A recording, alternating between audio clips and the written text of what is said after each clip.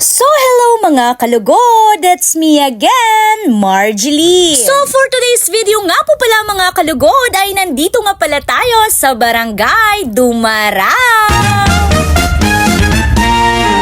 At dahil nga overall champion tayo noong LNK 2026, ay talaga namang naisipan ng ating mga SK officials na magkakaroon kami ng bonding.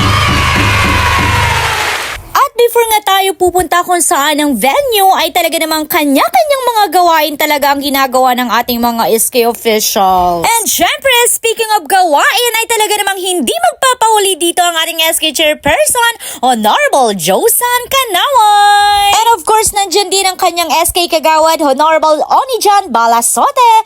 At yan na nga ay talaga namang sobrang busy talaga nila sa pagluluto. At syempre, nandyan din ang SK chairwoman ng Barangay Dumaraw, Honorable Cecil Elihan. Ay talaga namang for the go talaga itong SK na ito. Para bang hindi talaga napapagod. And of course, shoutout din kay SK Mariel, SK Alwin, and SK Leo na talaga namang busy talaga dyan sa pagluluto. At syempre, nandyan din si SK Saldi at ang aming SK chairperson, Honorable Serwin Madrico, ay talaga namang for the go yan sa mga gawain. Ay grabe, Burjak, habog pasabog talaga itong mga taga North Cluster. Ay for the go talaga na hindi ka talaga magugutom dahil nga bukod sa may lechon, ay meron din talagang mga alimango at adubong chicken. Ay talaga namang for the go, hindi na talaga tayo magugutom nito. Woo! At syempre, habang nga nagluluto dito ang ating mga SK officials, ay talaga namang sobrang na-observe ko ang mga SK chairperson dito na talaga namang hindi sila pabaya sa kanilang mga youth na kasama. Dahil nga po, bukod sa mga maasikaso, ay talaga namang hindi kanila pagugutuman. Maraming salamat po! At sa video nga po pala na ito, habang nagluluto ang ating mga SK officials, ay heto rin si SK Leo at SK Lowy na talaga namang bumibili ng manok. Ay talaga namang literal na native na manok ang ating lulutuin ngayon. Kaya naman, dahil nga sa sobrang dami ng pagkain, mapapasabi ka na lang talaga ng happy tummy! And syempre, shoutout nga sa aming SK chairperson, Honorable Serwin Madrico, ay na talaga naman sobrang sipag kasama si Marco. At dahil nga hindi tayo marunong magluto, kaya naman ay naisipan na lang namin na mauna na lang kami sa venue. At naisipan nga namin mauna na lang sa venue, kaya naman ay ihahatid na lang talaga kami ng aming SK. At sabi nga namin ay pagdating doon ay kami na lang talaga ang magsasaing. Kaya naman, nandito na tayo, ay for the go talaga yan. At syempre, habang nga papasok tayo dito sa venue, ay talaga namang malaberde talaga itong makikita natin. At syempre, dahil nga po nandito na tayo, ang venue ito ay talaga namang nandito lang talaga ito sa Barangay Dumaraw. Kaya naman, dahil first time nating makarating dito, ay talaga namang for the excited talaga itong babae na ito. At syempre, habang hinihintay namin ang iba, nagkaroon din kami ng pagkakataong magkwentuhan at dito mo talaga mapapansin na minsan, hindi natin kailangan ng bonggang activity para maging meaningful ang isang bonding. Dahil minsan, kwentuhan lang, kumustahan, tawanan, biruan, pagbabahagi ng mga experiences ay sobrang enough na talaga. Hello, shoutout kay Ilongga, Miss Rosella Drillo. And syempre nga po, habang naghihintay tayo ay talaga namang gusto ko muna kayong painggitin dito sa mga pagkain ito. Grabe yun, nagugutom na ako. At dahil nga gutom na ang mga youth at ang ating mga SK officials, ay talaga namang for the go na at kumain na nga kami dito. At sa pagpapatuloy nga po ng video na ito, ay makikita nga po ninyo dito na hindi pa talaga nagtatapos ang mga kwentuhan namin. Dahil nga po, may mga kwentong seryoso, may mga kwentong nakakatawa, at syempre may mga kwentong paulit-ulit na pero tinatawanan pa rin namin. And of course, after nga naming magkwentuhan dito, ay talaga namang nagkwentuhan at nagmeeting din dito ang aming mga SK chairperson. Ay grabe yun, talaga namang nakakatuwang makita ang ating mga SK na talaga namang nagkakaisa at nagkakasundo.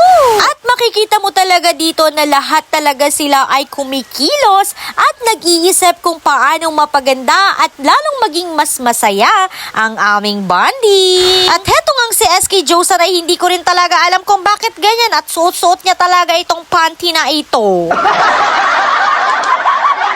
At dahil nga hindi pa rin nagsisimula ang aming activity, ay talaga namang naisipan namin dito na SK Secretary na ikutin muna namin itong venue na ito.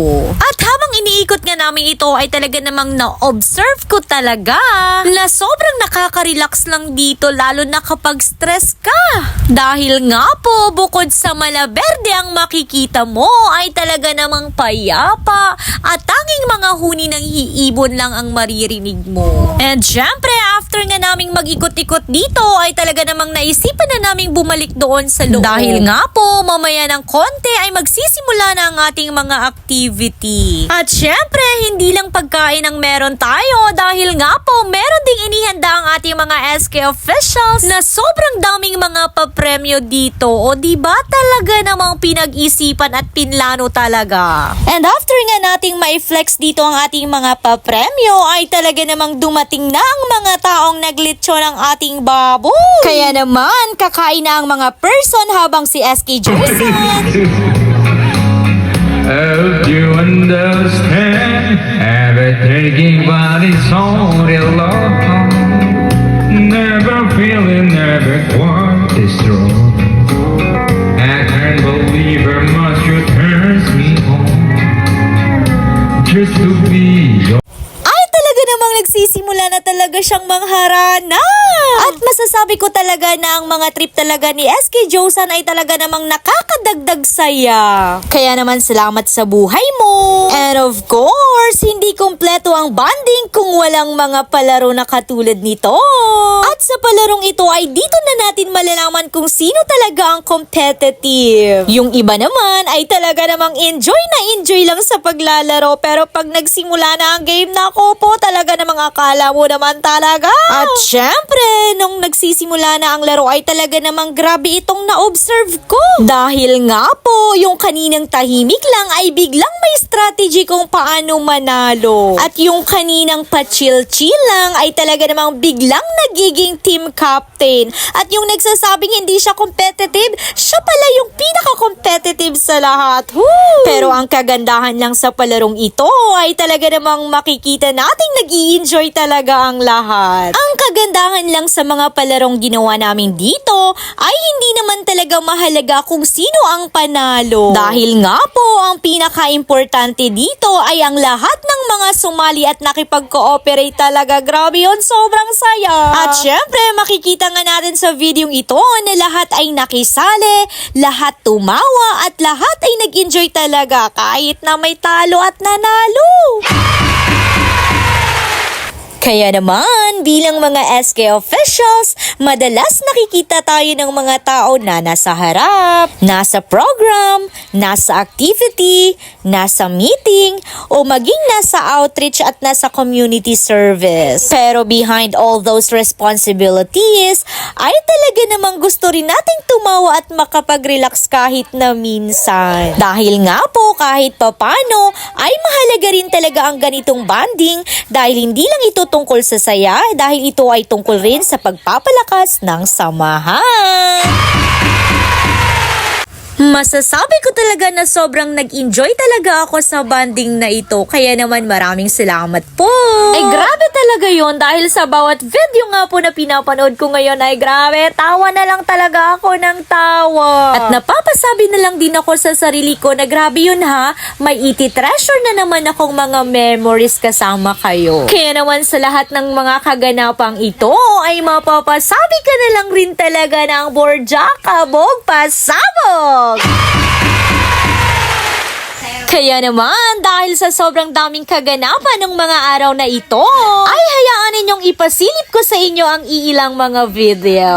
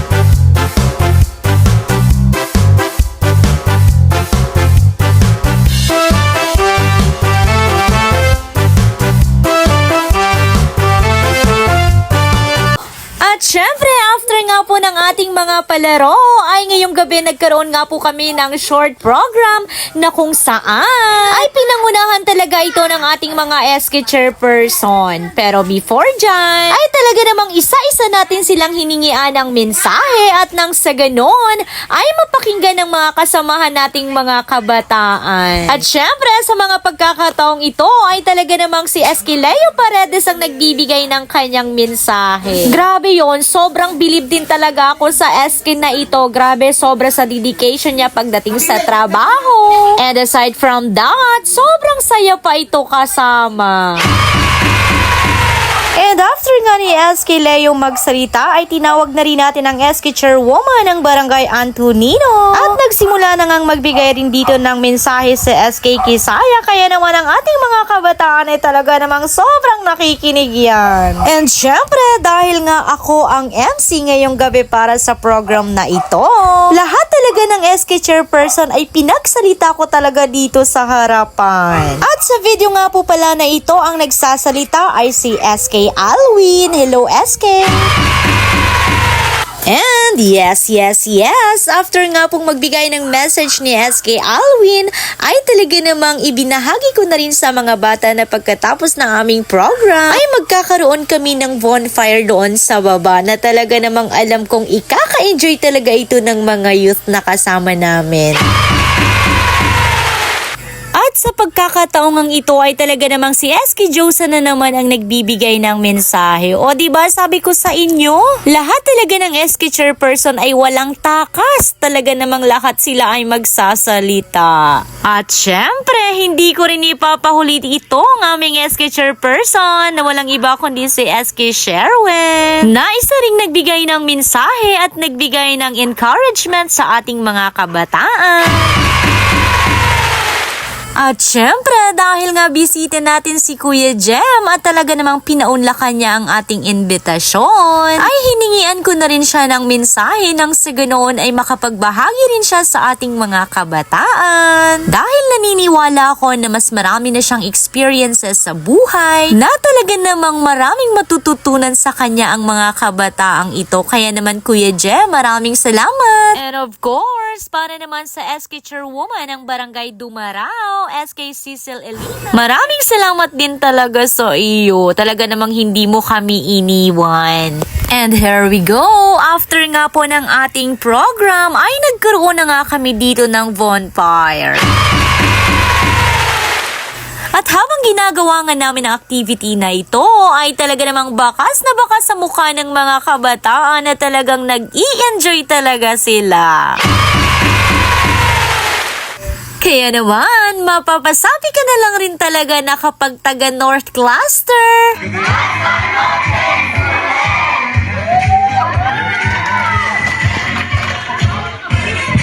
At dahil nga overnight ang ating bonding, parang ang sarap lang talagang gumising lalo na kapag ganito kagandang view ang bubungad sa iyo. At syempre, dahil nga sa sobrang ganda, ay naisipan ko rin din talagang i-video ang view na ito. Grabe, nakakawala talaga ng stress. At yung feeling na kahit kulang na kulang ka sa tulog, grabe, mapapangiti ka na lang din talaga sa ganda ng view na ito. Kaya naman, maraming salamat, Lord! At heto na nga, sa pagpapatuloy ng ating video ay pupunta tayo ngayon sa Rizal Falls. After winning the overall championship of the North Cluster, naisipan naming mga SK officials na hindi lang basta bonding ang gagawin namin. Dahil nga po, from celebration, we turn it into service talaga ngayon ang atake namin. At sa pagpapatuloy nga po ng video na ito, after our banding, sama-sama kaming nagtungo sa Rizal Falls para magsagawa ng clean-up drive kasama ang ating mga kabataan. At dito ko talaga na-realize na ang tunay na saya ng pagiging kabataan ay hindi lang pala tungkol sa mga masasayang memories na nabubuo kasama ang mga kaibigan. Because it's also about being able to do something meaningful together. And syempre, sa simpleng video na ito ay talaga namang makikita natin ang simpleng pagtutulungan. Dahil nga po, merong naglilinis, namumulot ng kalat, may nag-aayos at may tumutulong sa atin. And of course, lahat talaga ay kumikilos, tumutulong at syempre lahat talaga ay mayroong ambag. At para sa akin, iyon ang tunay na essence ng leadership. At makikita mo talaga dito sa video na ito na grabe, walang nagrereklamo at talaga namang tulong-tulong talaga ang lahat. Hello mga kalugod! So ngayon po, nandito tayo sa New Rizal Falls na kung saan sinasagawa natin ang clean up drive ng Soled Kabataang North. Double purpose. Ang tagline po natin ay Outing with a Purpose. Oh, yes. So, thank you mga kalugod! Subscribe and share. Thank you so much. At syempre, dahil nga po sa simpleng gawaing ito, ay marami talaga akong na-realize pagdating sa sarili ko. Na ang tunay na leadership ay iyong marunong kang makisama, makinig, tumulong at kumilos kasama ang ibang tao para sa isang magandang layunin. And of course, para sa ating mga kabataan, palagi ninyong tatandaan na hindi natin kailangang magkaroon ng malaking bagay para masabing nakatulong tayo sa ating komunidad. Dahil minsan, ang simpleng pagpulot ng isang kalat, ang simpleng pagtulong sa isang tao, ang pagsama sa isang clean-up drive at ang pag-volunteer. Kasama na rin rito ang pagrespeto sa ating kapaligiran at ang pagiging responsable bilang kabataan ay malaking bagay na iyon para sa atin. Kaya naman, kung kaya nating magsama-sama para manalo sa isang kompetisyon, ay talaga namang kaya rin nating magsama-sama para manalo sa mas malaking laban. Ang laban para sa mga malinis, mas maayos at mas magandang komunidad. At syempre palagi rin nating pakatatandaan na ang championship trophy ay isang achievement lamang. Pero ang pagkakaisa, pagtutulungan at serbisyo, ito ay ang mga bagay na hindi nasusukat ng kahit na anumang trophy. Kaya habang bata pa tayo, gamitin natin ang ating energy, creativity, talents at time para sa mga bagay na may magandang epekto sa ating kapwa. Dahil ika nga, let's make our youth years meaningful and let's create memories that are not only fun but also worth remembering. At sana sa bawat bonding na ginagawa natin, lagi nating maalala na mas masaya kapag may purpose ang mga bagay na ginagawa ng bawat isa. Dahil nga po, mas masarap ang celebration kapag may kasamang gratitude and of course, mas meaningful ang victory kapag may kasamang serbisyo. Kaya naman, ang masasabi ko lang dito sa bonding na ito ay talaga naman from championship to bonding, from bonding to serving. Grabe kayo, North Cluster! At sobrang saludo talaga ako sa mga SK chairperson na talaga namang pinangunahan ang mga gawaing ito kasama ang ating mga kabataan. At palagi rin nating pakatatandaan na ang tunay na champion ay hindi lang marunong manalo, kundi ang tunay na champion ay marunong makiisa, marunong tumulong, at handang gamitin ang kanyang lakas para sa ikabubuti ng iba. Kaya naman sa ating mga kabataan, huwag nating maliitin ang kaya nating gawin. We may be young, but we can make a difference. Kaya yan ang lagi nating tatandaan. Maliit man ang ating contribution kapag pinagsama-sama natin, nagiging malaking pagbabago ito. Kaya isa lang talaga ang masasabi ko ay talaga namang literal na North Cluster ay talaga namang grabe, sobrang sulit nyo talaga kasama. Dahil hindi lang sa saya, kundi maging sa paglilingkod ay kasama rin natin talaga ang isa't isa. Kaya naman, congratulations! At syempre, kung merong entry ang North Cluster, meron din ang San Nicolas! Sa taga San Nicolas,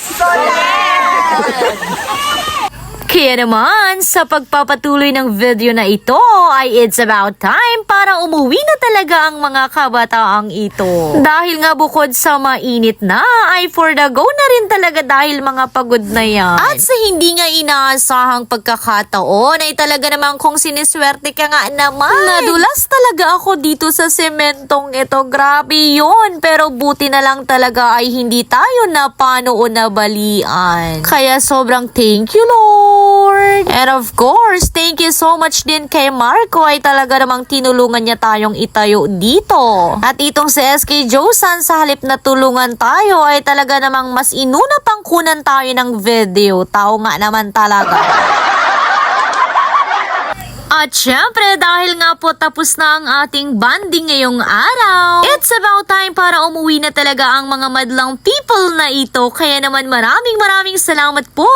Sobrang nag-enjoy talaga ako at masasabi ko talaga na very unforgettable moments talaga ang mga pagkakataong nangyari o naganap ng mga araw na ito. At dahil nga pauwi na tayo, hanggang dito na lang muna ang ating video. Maraming salamat!